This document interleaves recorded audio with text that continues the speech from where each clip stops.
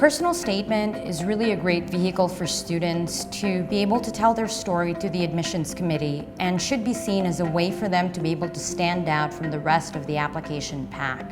I would definitely make sure it's not cliche. A lot of personal statements are almost like a biography, talking about you were born here and where you went to school. We could see that on the resume. So I would definitely recommend, whether it's coming across as a story for your personal statement, talking about a specific situation that made you push yourself into this new industry. In fact, sometimes when I read applications, I look forward to those personal statements because there are some great stories about what experiences led them to where they are now.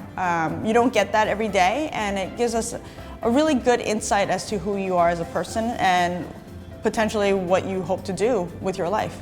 It's very important for applicants to tailor their personal statements to the school because it's a way for the admissions officers to make sure that they're admitting the right person. And what we're looking for is that you've done your research, that you know what our school is about, and that the school is a school and a program that can help you achieve your goals, and not just because it's a recognizable name. Tell them exactly what is it about this specific school that really interests you. Is it their particular concentration areas?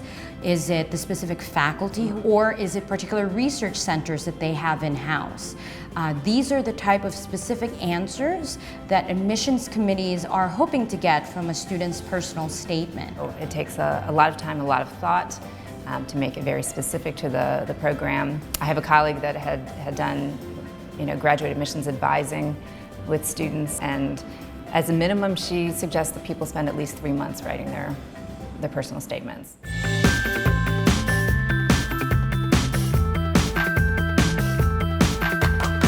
Recommendations are a very important part of the application process because it's a way for people that know you and that you have a relationship with to be on your side and be another advocate for you to get into the program. So you want to make sure that these people like you. You want to make sure that you're not just getting a recommendation because they're the dean of your school or the president of your school or a higher up in a certain industry or organization. You want to make sure that you really have a relationship with them.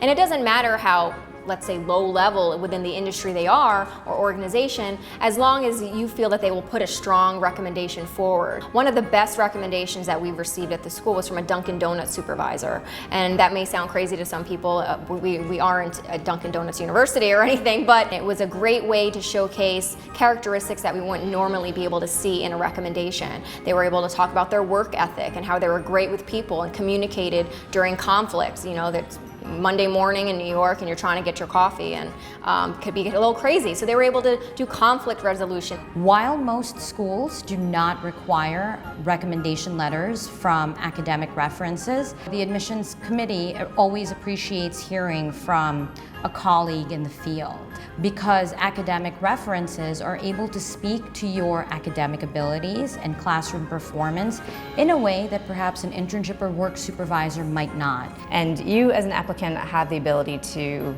sit down or contact your recommenders again and bring them up to speed on what you've been doing with your life since you were last in touch with them and share your reasons for wanting to do this and your particular strengths and weaknesses. And if they're listening properly and do think that it's a good fit, then you are going to have a very strong letter of recommendation as a result of that. It's very important to give your recommenders, I would say ideally, at least a 1-month turnaround from the time that you request the letters from them to the time that they deliver them to you.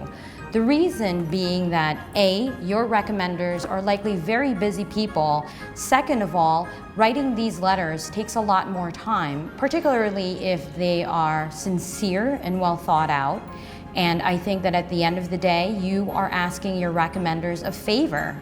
You're asking them to help you. And certainly in any kind of context where you're seeking somebody's help, you never want to rush them.